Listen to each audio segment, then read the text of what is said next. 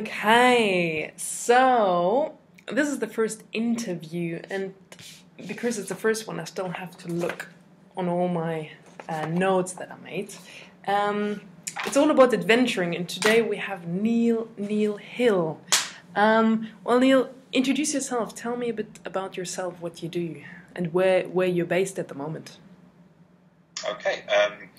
Well, who we are is Earth Strength, and we are based in the southernmost tip of Europe, mainland Europe, in Spain, near Europe's surf capital called Tarifa. And we're based where I'm sitting in a private estate, beautiful private estate in the mountains overlooking Africa, with a lovely guest house and 20 hectares of land and a large private lake and huge amounts of wilderness. And my personal background is as a wildlife biologist. That's what I studied at university. And I worked for many years in wildlife conservation. So nature has always been my thing. But I've also loved the way that First Nations people connect with their environment, our environment, and have always felt we could learn a huge amount from them.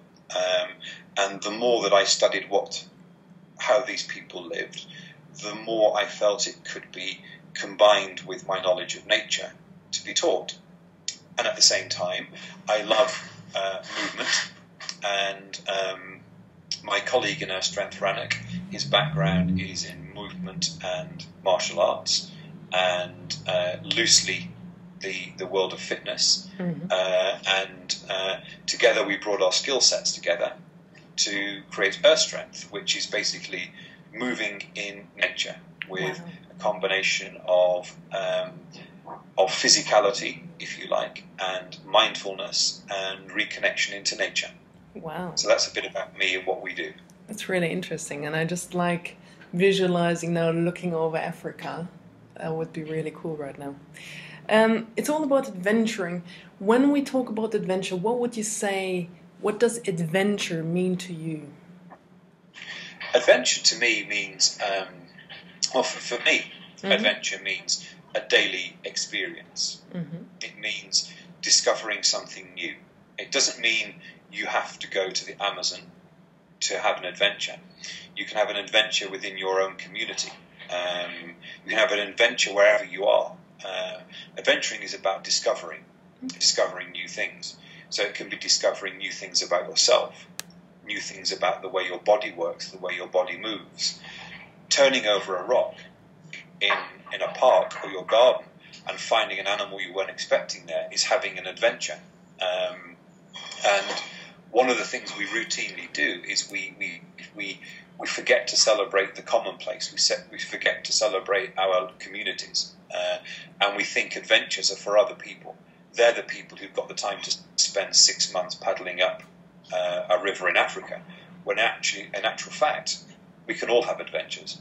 And so on one level, adventuring is that for me, is simply discovering something new.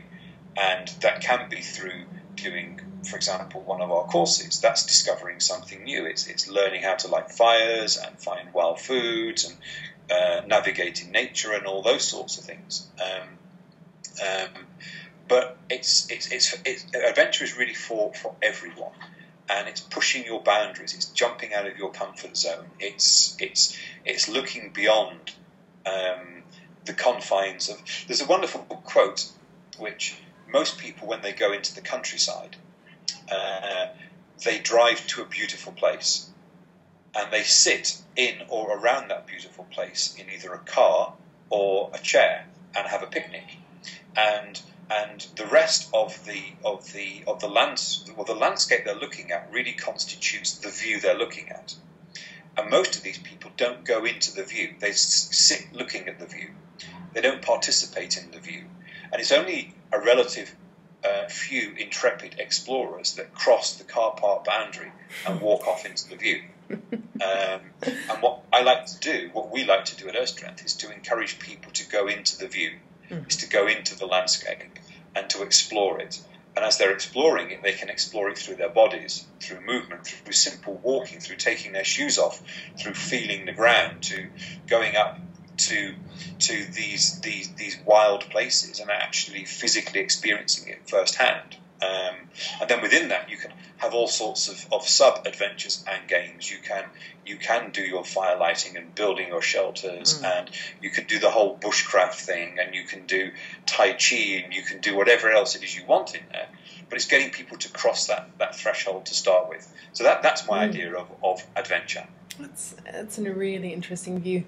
I know, for example, if I look at what is an adventure to me, there are a couple of things. If something ticks off these boxes, I know that it's an adventure, makes me grow as a person. It's like learning a new skill, exploring a new country, fun, contributing, and what was the other one? A physical challenge. If you would have to pick 3 things that, if these boxes are ticked, it's like really an enriching adventure, what would you say? What 3 things that would constitute an enriching adventure? I think the first, for me, would be trying something different. It's experiencing maybe the familiar in a different way, and that for many people is a really enriching adventure. It's looking at nature in a different way, for example, rather than that is simply a tree. That tree has a much greater function. It can provide shelter, it can provide fuel, it can provide building materials, it can provide food, it can even in certain situations provide companionship if someone is lonely or lost. And it's all about then participating in that landscape rather than being a passive observer of it. The way that a lot of native people say is you wouldn't go up and touch a tree or a rock. You would go up and the rock would touch you as well as you're touching the rock. The tree would touch you as well as the other way around. And so it's a two-way thing. We have a very one-way experience of it. I think a second enriching experience would be to simply appreciate the simple beauty of nature, which is there all the time around us and is often forgotten in our busyness, in the stories of ourselves. It's often forgotten in our busy lives, that we will rush through a park, even if we live in the middle of a city, thinking of moving from one meeting to the next meeting and forget to stop and look around us. And so the enriching experience can really simply be being in nature, just looking at it, observing it. And the simple, the everyday again, doesn't have to be the Great Barrier Reef or the top of a Himalayan mountain. You know, it can be your park, it can be your local countryside. That's true. And the third thing, I suspect, would be very much as you said, the experiencing the new thing, the new skill, trying something you thought you couldn't achieve. That thing could be getting 2 pieces of wood, rubbing them together somehow and making a fire. And for many people, when they've never done it, it's an incredible moment of achievement. It could be standing on a rock over a plunge pool in a waterfall and jumping off that and experiencing the fear of doing that, which we have done and do on the courses with people. It's a little bit like a rite of passage, and once you've done it, it becomes like, I want to do that again and again. You know, it becomes really exciting. That is an interesting one. So yeah, go ahead, sorry. That's it. Okay. They're the 3 things, I think. I think this is the interesting one, for people kind of to see, once you've done one thing, all of a sudden something opens and you can't imagine, you can't think what's going to happen if you're not doing it. So if you have like a little adventure, because a lot of time people wait, you know, the time got to be right, I got to find this adventure. But it's actually by doing a little one, something opens up and all of a sudden you have a realization. And I like this one with the pool, that all of a sudden you get another idea, or you get, you know, this confidence, and something in your mind opens up as well. And I think it was a really nice example. If you look back at your life, who were you before, and how did this adventuring change you as a person? It's like, were you in a certain lifestyle and you had a certain idea and a certain structure? Have you always been adventurous, or was there like a thing where you thought, okay, now things have to change? And who were you before? Who were you be after? And what was the obstacle? What was kind of the challenge to make this bridging? Yeah, that's a good question. I mean, the simplest answer: I've always been an explorer of nature since being a small kid. As my mother would testify, when I was about 9 years old and we were on a beach on a family holiday and I disappeared, they couldn't see me and they looked round and I was halfway up a 200-foot vertical cliff climbing. And my mum had to try and follow me up the cliff to bring me down. And she hates heights. And so I've always had that in me. I've always had the desire to explore nature. I've always loved the expression of movement in not in a formal training way, but just simply moving in with nature, playing in one way. Obviously, after university, it comes time to make a career, and my career path was to continue that, working in nature. And interestingly, towards the end of that was the only time when I stopped exploring because of the busyness of my work and the demands on it. And it was at that time when I decided I wanted and needed to reconnect into nature in a far more fundamental way, to make being in nature and adventuring and moving my job, rather than as I was defending nature from the point of view as a wildlife conservationist. But it was done through a paper way, through a legal way, rather than a physical way. The obstacles, like for most people, are a fear-based inertia in that, how can I make a living from jumping over rocks and lighting fires? How can I make money from doing that? And if I leave this sensible, safe, well-paid, pensionable job, will it be a terrible mistake? And the answer, of course, was absolutely not. It was the best thing I did in order to get back into doing the things that were most important for me.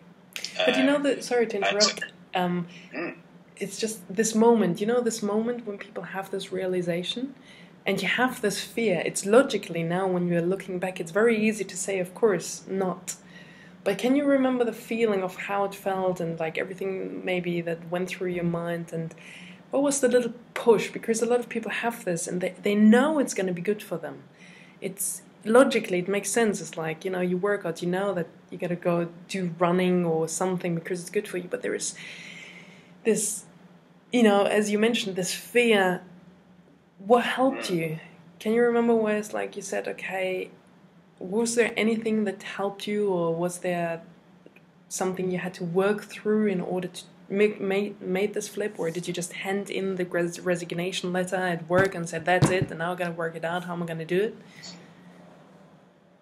I mean, how it panned out basically was I went into a big open plan office with about 200 people working in little cubicles, little grey silos, and it felt like the oxygen had been sucked out of the room for me, like I'd been locked in a prison, and it was a really uncomfortable feeling. And I decided there and then, in that moment, I was going to make changes. I could not be in that place to make that my main work environment.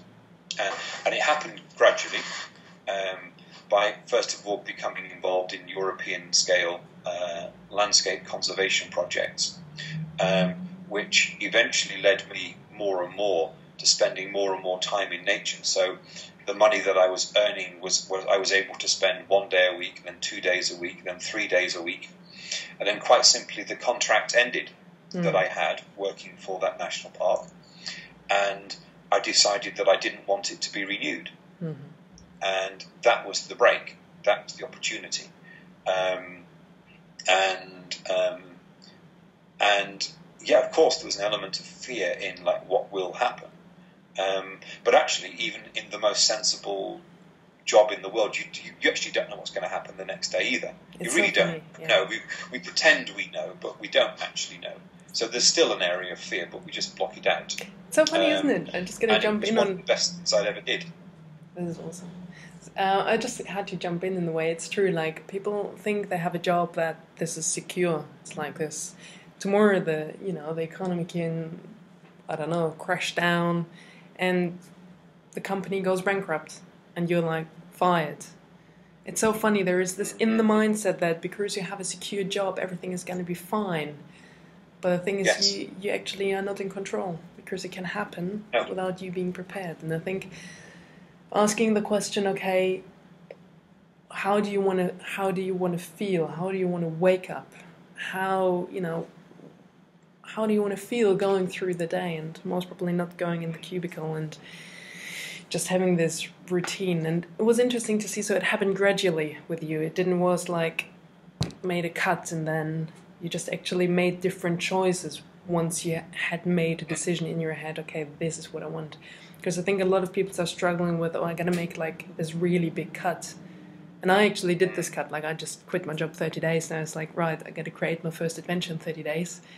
Because I thought I love to work under pressure, which I'm still learning about it. It helped, but with the second adventure I actually put too much pressure on it. And it's like, you gotta be able to kind of watch yourself, what you're doing and why you're doing it. And it's nice to see this gradually. I can learn from you. What was the biggest challenge to get started? Well, actually, because it went gradually, it was just making different choices, wasn't it? Yeah, I mean, the biggest challenge is getting known. Is getting what you do out there to people who are prepared to pay money for your services. So if you're thinking about it from just purely a business point of view, it's conceptualizing what you do in such a way that people will understand and say, you know what, I really want to do that. I want to, I have a budget of, say, 500 euros. I'm going to spend that maybe yoga course, maybe I'm going to go on a retreat, maybe I'm going to go on an adventure holiday, maybe I'm going to do something else. And people are making choices all the time about what they would want to spend that money on for a course. And so the first clear thing is just conceptualizing what you do in such a clear way that people will go, aha, I understand what that person is offering me. I understand what I personally am going to get, what the exchange is going to be. I will give this person a set amount of money, and this amount of money will give me the following skill set or experience or adventure. Because many of you look at a course or a site and you think, well, I don't actually know what I'm getting from that, so I'm not going to do that. So that was really the first thing is doing that, is conceptualizing. Then it's getting your name known out there, advertising in a way, forming partnerships with people, and it's good in that context.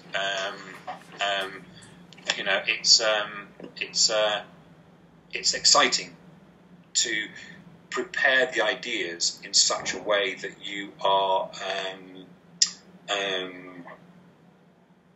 preparing the ideas in such a way that you are communicating a story to people that they can read and understand and buy into. That's really interesting. And it is an adventure in itself. This is the definition of adventure is really an interesting one.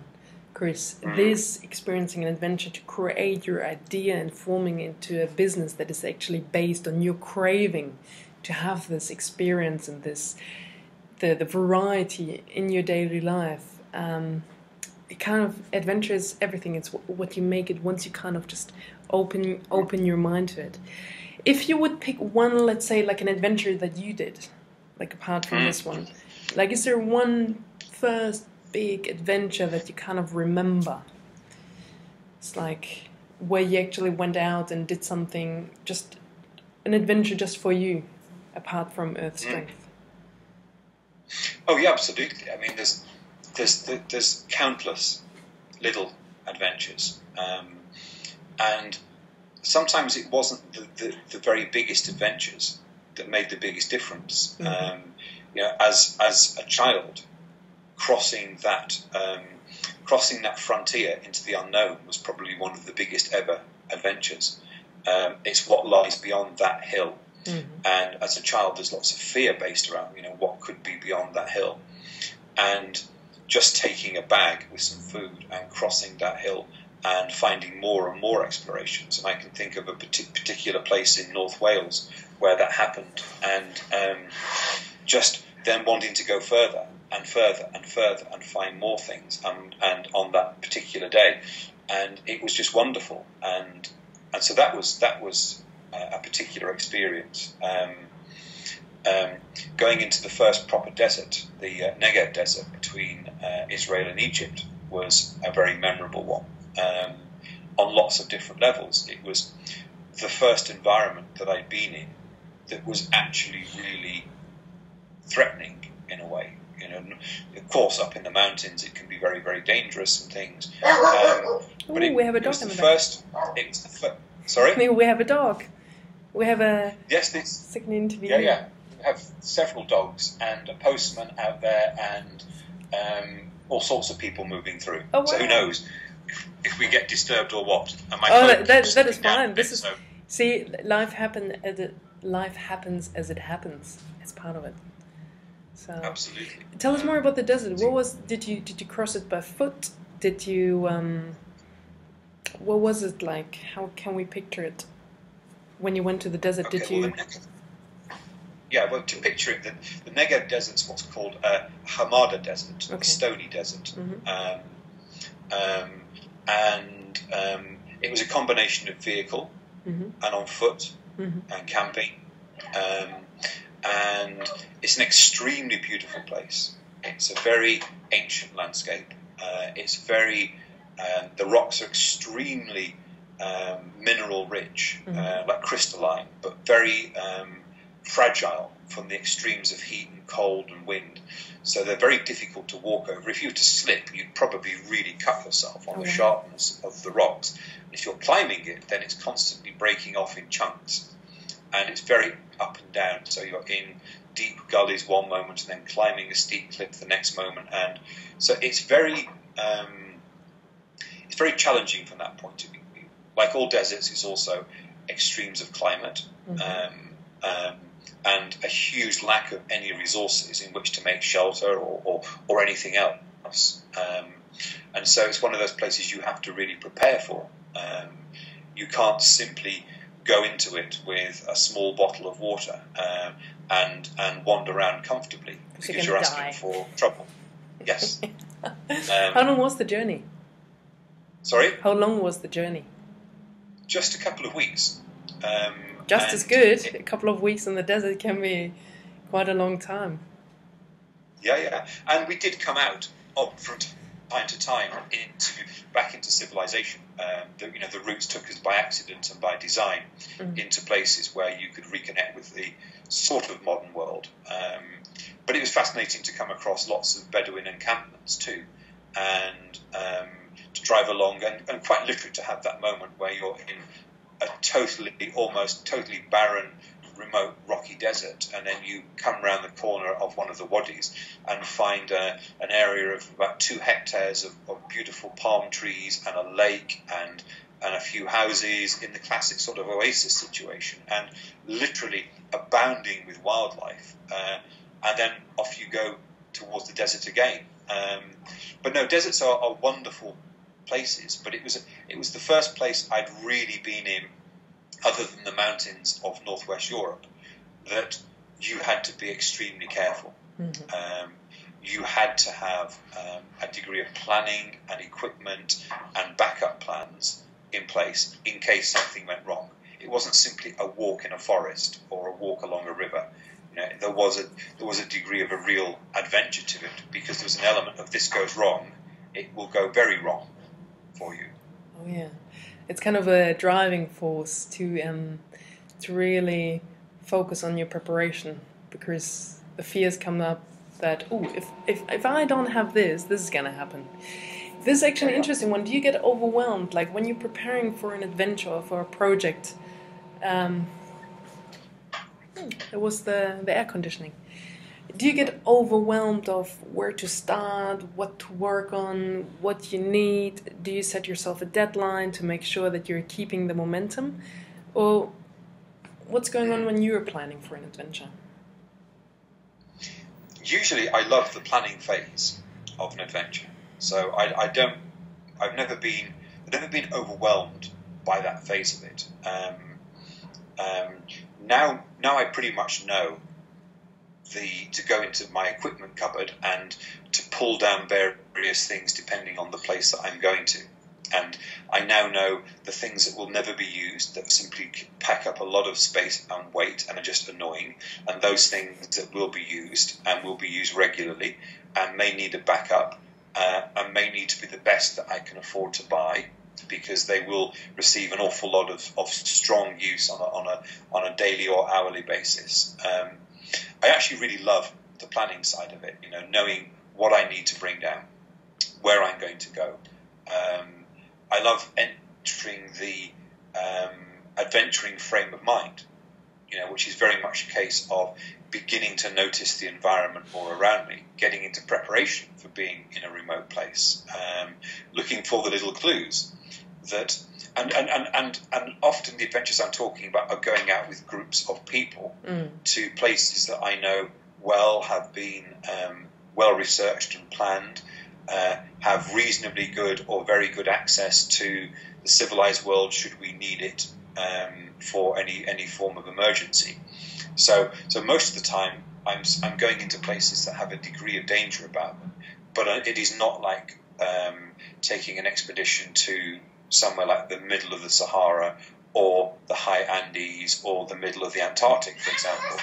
It's not on that level. It's going into remote wilderness, sometimes very remote wilderness, but with a lot of support around that, because I'm taking people groups who are unfamiliar with those environments. So you have the responsibility. You really do not want to place too much strain or pressure on yourself or them by creating the possibility for problems to occur.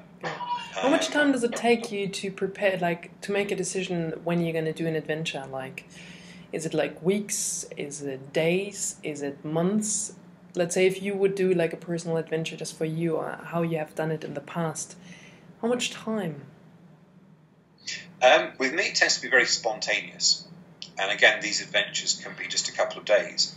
It usually involves, partly because of where I live now, I like to stay as local as possible. I don't like to think I have to travel all the time for an adventure, because I am in beautiful mountains here. It's extremely sparsely populated, so you can go for 100 kilometers between seeing a village, and a lot more up in the mountains and the forest here. So the preparation can just literally be going up to that cupboard, packing what I need to know, and I've got a couple of days, 3 days, so I'm going to set off for some wild camping up in the mountains, and I'll take what I need with me depending on the season, and that is an adventure. Or in the winter, it's possible to go up into the high Sierra Nevada here, where you're going up to pretty significant heights, over 4,000 meters, where it's very cold, very alpine, and you absolutely need the right gear, and that's another sort of adventure that I could have here. There's Europe's only desert here too, in Spain. So that's another thing that I can do. It opens up. You don't lack ideas or inspirations for, because you just look around and see. Which is a nice question. Yeah. What inspires you to do a particular adventure? Is there a certain thing where you're just curious, or there is a certain skill you want to learn, or because sometimes you can have a lot of ideas, but there's got to be one thing that really triggers you, and it's this is it. What is it that inspires you? Generally speaking, it's the sense of being able to move into freedom. Is the huge inspiration, and then the thing that will be learnt, the experience to be had, is something that will occur usually within that particular. Again, I might not even use the word adventure. I might simply use the word experience, break, walk. Something will present itself, and very often it'll be things that I'm not expecting. a particular rapid change of weather, that the things that I brought really maybe not 100% suitable for. So what am I going to do to the camp to make it more comfortable to deal with the change of situation? For me, it's the simple doing. It's going into that unknown. That's the thing, always. And maybe to make you feel at home, by the way, Nadine, there's this office where I am, where I shared for all planning my courses. Everyone here is German. Oh, so German courses in Spain. I'm not actually in Germany. I am in Spain. Are you? Is the wood from Germany or here and behind me and over there? So they're Germans everywhere. Germans everywhere. Yes. They're celebrating still the World Cup, the winning of the World Cup. I'm very proud of the team. Yeah, I was very happy. Well, now you make me feel at home. Yeah, I'm happy to say actually now I'm German. I had a couple of troubles in the past because there were so many cliches around it. And when people were asking where you're from, and I said, if I'm going to say I'm German, they think I drink a lot of beer and I eat a lot of bratwurst. But it's just something that, people pick up. And this is what I learned on my last crossing of Scotland, asking this question. Actually, people don't. Some do, some don't, and some simply haven't traveled to Germany or they haven't met any Germans. So you may come across one thing that is presented in the media that makes them think, oh, this is what Germans are. I found a couple of funny cartoons. One of the last questions, how has it changed you, or how does adventuring make you grow as a person?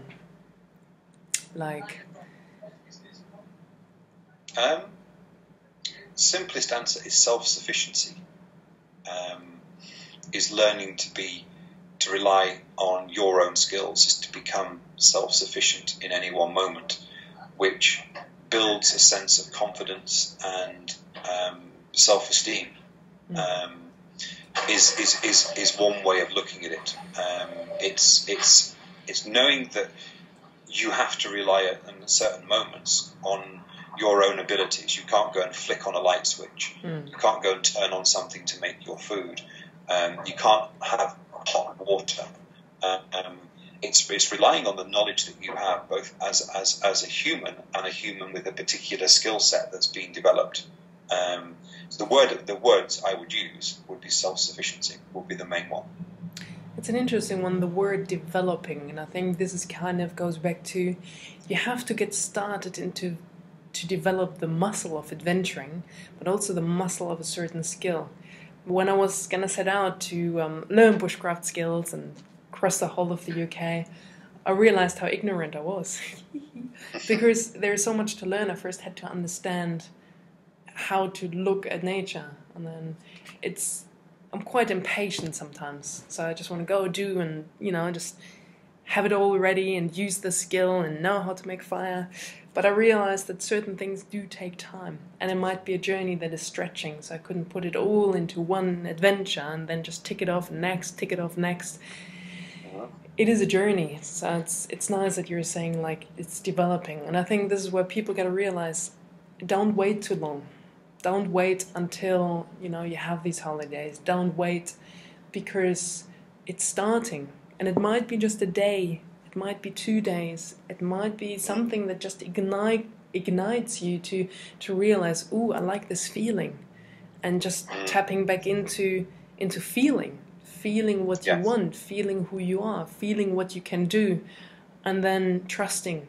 Because there's a lot of fear. And I remember when I did the first adventure, I was like, oh my God, it's like, this is going to happen. I was in this comfort zone of the structure that you it's predictable what's going to happen. But all of a sudden, when you start doing stuff, you're like, oh my God. But in the end, the mind, I think, makes things worse than they are. What would you recommend, a person that is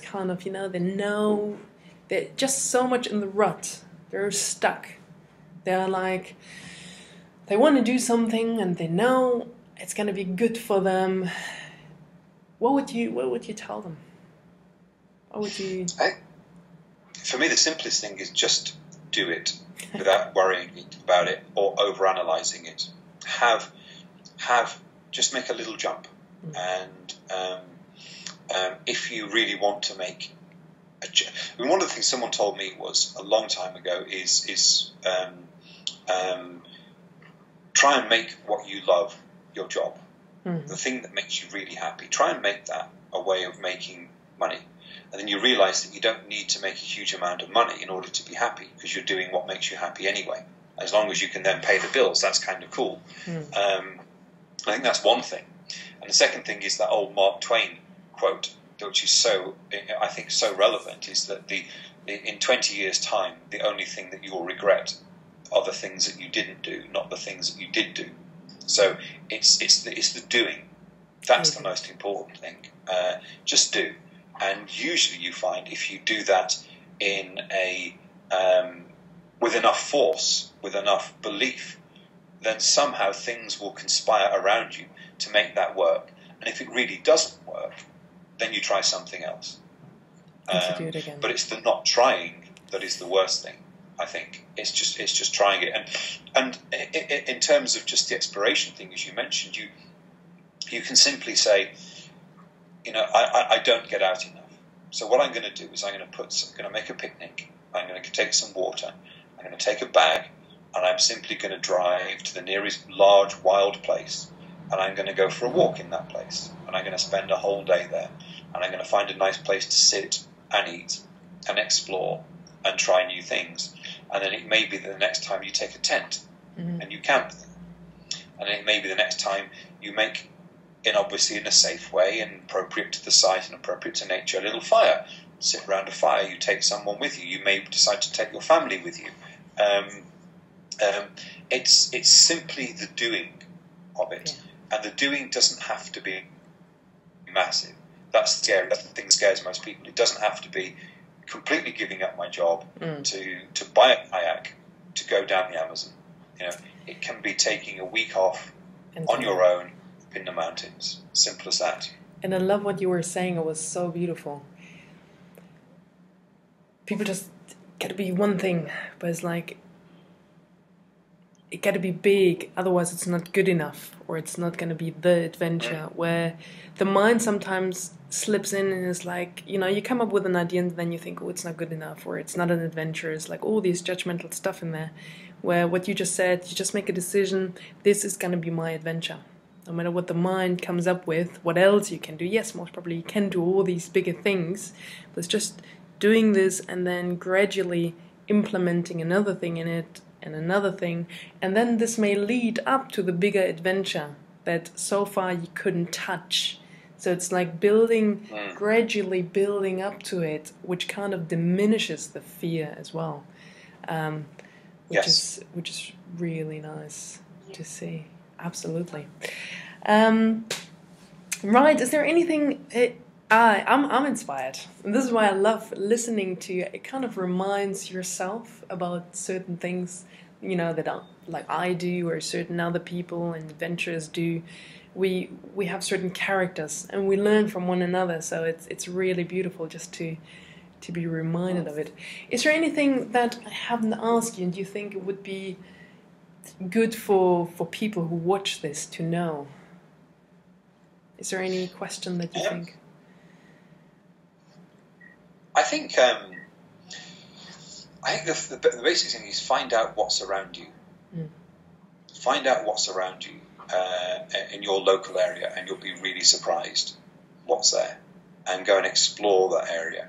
And then occasionally, when it feels right, do bigger adventures. Do courses like our courses or other people's courses. Support each other. One of the things that we've noticed at Earth Strength is the importance of working together, and it's great to see people like, even through a medium that's often criticised like Facebook, to see suddenly, well, here's a picture of Nadine in the pouring rain in Scotland with her big bag, walking and looking really happy, and you think, oh, that's fantastic, and then you may see a picture of somebody else, and it's like a mutual encouragement and support within the community that's growing. And we call them, at Earth Strength, we call them movement mavericks. It's people who want to move in an exciting, fun, engaged way, outside of the confines of the gym, outside of the confines of thinking my body has to look like this or look like that. You know, just having fun. That's what it comes down to. Just whatever you do, have fun doing it. And if you can do that, then you've got it, I think. It's so beautiful. It's true. It's this moving your body and finding a way that is fun in a way outside the gym, or because it's all these boxes. There was once one person that said, you know, you wake up in a box and then you step into the box, which is your car, and then you drive to the next box, and then you eat out of the box the sandwich, and then, you know, it's like this boxing thing. It's like finding a way to break out and to step inside what you said before, the picture, and to be in it. Did you create this Facebook page, by the way, the Movement Mavericks? I like it. Yeah, that's all there. Is it? All there. Rannick is on the case with that. Good. I'll give you another good example, Nadine. A good friend of mine from university, Angus, he's a school teacher in the northeast of England. Mm-hmm. And his adventure, he has many other adventures, but his adventure last year was to get rid of his car for a year and to cycle to work, where he taught at the school. And he found that simply doing that opened up a whole new series of adventures and experiences for him. In terms of movement, he had to carry the shopping back. A lot of people go to the gym and they carry heavy weights, and they carry heavy weights in a certain way. He walked, he carried his shopping, he cycled, he began to explore his local environment to a degree he'd never done before, because he couldn't drive a long way to experience it. And he found it was the most rewarding year. He got really healthy. He lost a lot of weight. He found new things about himself and the place that he lived. For him, his adventure was getting rid of a car. It can be, so again, we're back to thinking it doesn't have to be going to the Amazon, you know. And it's just the inspiration. While you're saying this, it can be anything. Just can be a choice for the next 30 days, for the next 60 days, for the next, 7 days, for what is the one thing that I'd like to explore of how it's going to feel like. And this is beautiful, like getting rid of a car. And you're already going to change as a person, just experiencing it. And as a final word, because I know like the courses that you're doing, it's like I did some with Gary, and it's really, you got to learn from someone how to do it. And I think the bushcraft, connecting to nature and actually being, you're not just looking at a tree, but now, okay, how can I use this tree? What do I need to know?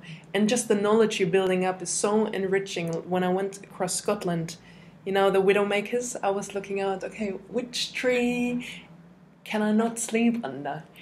And it just makes you more like aware, but also secure with nature. So you kind of understand it more. It's like, okay, and which trees where, because it's wet, so I know that I'm going to sleep on something wet. So I recommend for people to check out what you guys are doing, because it's focusing. And I think when you focus on stuff, you will become so aware how loud your mind is, how busy your mind is, that it wants to jump from one thing to the other, especially in the world of technology, where everyone is on their phone, and there's always we're kind of becoming very reactive, to things. And because we have so many options, it's like a buffet and you can't pick everything. And whereas when you do these small things, the bow drill, I tried, and I'm still on the journey, it takes focus and just one particular thing to do it. So it's very calming and enriching, just grounding yourself. So I recommend for people to check out what you guys are doing. Well, Neil, it was amazing. Thank you very much for your time. Thank you. I will put down a little link so people can contact you if they have any questions. I hope that is okay. And I'm looking forward to the Movement Mavericks as well. It's like, it would be really cool if people just put up pictures, because Facebook, there was a resistance for me to be on Facebook, but it's how you use it. And so I get inspired if I see a good picture. It reminds me, it's like, ooh, that's an idea. So it's using it in a right way and not getting bombarded and reading every single thing. It's being able to select what you want to see, what you want to know, what makes a difference, and what is just bombarding you with noise. So I'm looking forward to the Movement Mavericks. Okay. Awesome. So